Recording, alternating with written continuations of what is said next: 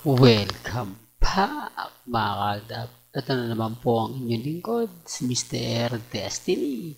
At magbibigay tayo ng pinakamagandang update po ngayon sa social media. Siguro naman po narinig naman po ninyo at napanood mga kaldab ang Eat Bulaga kahapon. Yan lang po yung ebidensya at resibo na magpapatunay, magpapatotoo sa mga nangyayari at nagaganap po sa social media. Sabi ko nga po sa inyo dito po sa channel ni Mr. Destiny, kung ano lang naman po yung napapakinggan, napapanood, yun lang naman po yung ihahatid natin. At syempre dun lang naman po tayo umaayon. Diba? Bagamat maraming kwento ang lumalabas, maraming senaryo ang mga nagsasabi ng ganito, nagsasabi ng ganyan, ramdam mo. Di po ba? Ramdam mo yung presensya nga po ng Aldab Nation. Sa dami kasi ng mga kwento po na lumalabas ngayon, sa dami kasi ng mga bali-balita sa Instagram, sa Twitter, sa Facebook, hindi nyo na alam kung sino nga po ba nagsasabi ng totoo at nagsasabi ng fake news. Hindi po ba? Bagamat maraming istorya, maraming kwento, okay lang naman po yun eh. Ang importante, masaya po tayo. Ang importante, ito nga pong pagbabalik ng tamang panahon sa Eat Bulaga na kung saan nga po hindi po natatapos ang segment. Tuwing linggo, pinapasaya tayo ni na Jose, Wally, po ba, Mengay, Paulo. Ito yung mga totoong legit po na Aldab Nation. Bagamat napunta po sila sa isang hindi maganda at hindi kaayang-ayang sitwasyon. Sa mga hindi po nakakaalam, yung mga kung napanood nyo nga po ang tamang panahon, hindi po ba, o yung segment kahapon sa YouTube channel ng Eat Bulaga, tamang panahon reveal, hindi po ba si Jose lang po talaga yung nakarelate nun, o si Jose lang po talaga ang nagpatunay at nagpatotoo po patungkol nga po sa pagkatao talaga ni Alden Richards. Hindi naman po lingid sa inyong kaalaman at siguro naman po napanood ninyo. Alam niyo po ba na minamadali na ng mga haters ng Aldab Nation ang tamang panahon ng reveal? Bakit hindi pa raw po tapusin? Bakit pinatatagal pa? Kung po pwede naman pong isang araw lang, bakit may mga to be continued pa? Parang kalye serye na nga puro ang nangyayari sa tamang panahon reveal. Yun yung mga kwento po na naglalabasan. Dahil tuloy-tuloy naman po yung pagbibigay natin ng update at kitang-kita nyo naman po dito mga kaaldab kung gaano nga po ba talaga katotoo yung mga sinasabi natin. At least itong pinapakita akong video mga kaaldab, photos, totoong kumbaga naganap. Walang halong pandarama, drama, walang halong edited, walang halong pelikula para lang kumita, yung walang gamitan. Hindi po ba? Mga behind the scene man, off cam, ganito talaga galawan ng dalawa. Ganito talaga yung makikita mo at mapapanood mo.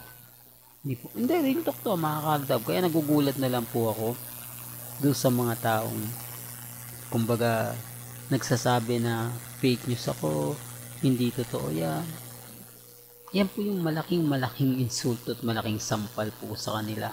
Sampal na kung saan nga po kayo na po makapagsasabi at kayo na rin po makapagpapatunay.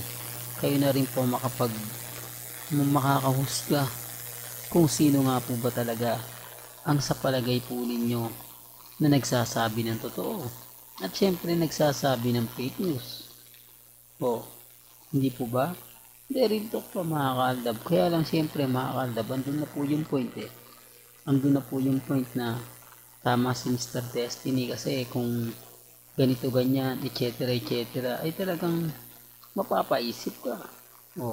Hindi rin to pa mga kaaldab. Kaya sabi ko sa inyo, ang laking bagay nga po ng ginagawa nga po ng Eat Bulaga, ang pagbabalik po ng tamang panahon. Dito nyo po kasi makikita malalaman yung mga bagay-bagay na kumbaga sa channel lang ni Mr. Destiny maririnig, sa channel lang ni Mr. Destiny mauunawaan at maiintindihan. Bagamat maraming question ang lumalabas, maraming mga katanungan ang nagsasabi ng ganito at nagsasabi ng ganyan, wala pong problema yon. Ang importante lang po kung ano yung pananaw at paniniwala po ninyo, nirerespeto po yan at ginagalang ni Mr. Destiny. Hindi po ba? Hindi rin to mga kaaldab. Kaya nga nagulat na lang po tayo sa mga kwentong naglalabasan, sa mga taong bitter na bitter nga po kay Mr. Destiny. Hindi po ba? Hindi rin to mga kaaldab. Kaya dun sa nakikita ninyo, napapanood ninyo, bago po kayo mag-react, imbestigahan nyo po muna. Kasi minsan may mga bagay-bagay po na ginagawa lang po nila yun para lang po sa pansariling interest, para lang po makakuha ng simpatya. Yun po yung literal na ginagamit lang po. Yun po yung literal ba yan, Mr. Destiny? Literal na kumbaga pahayag at komento. Lalo na po yung mga taong affected at inis na inis po kay Mr. Destiny. Galit na galit po sa mga sinasabi at pahayag ni Mr. Destiny. Hindi rin to mga kaaldab. Kaya dun sa mga hanggang ngayon galit na galit sa atin, hanggang ngayon inis na inis sa akin, kaya natanggapin nyo na lang po yung katotohanan na tapos na yung boxing. Tanggapin nyo na lang yung katotohanan na kahit po saan nyo tignan, kahit saang anggulo nyo po silipin, wala na po. Hindi po ba masakit? Pero yan po yung katotohanan. Katotohanan na kahit bali-balik na rin po natin ang panahon, kahit tignan po natin ang sitwasyon, kahit sabihin natin na sila po yung tama, tayo yung mali, hindi nyo pa rin po yan makikita. Hindi nyo pa rin yan mapapansin at matataguyod. Kasi kung pag-uusapan lang naman po si Mengge at si Alden, wala na po ba? Aldab pa rin po talaga malakas. Aldab pa rin po ang matatag at kampante. Lalo na nga po sa video na to, maraming nakaka-relate, maraming kumbaga napapaisip, maraming mga komento, pero okay lang po yan. Importante lang naman po kung ano yung paniniwala at opinion po ninyo, yun po yung mahalaga. Hindi rin to mga kaaldab. Well, hanggang dito na lang po ang ating latest updates. Kaya kung gusto niyo pa po ng pinaka-latest at sariwang update, abay tumutok lang po kayo dito po sa channel ni Mr. Destiny para updated po kayo sa mga bago at sa mga latest po na i-upload po natin maya-maya lang. Hanggang sa muli, salamat po sa panonood at pakikinig.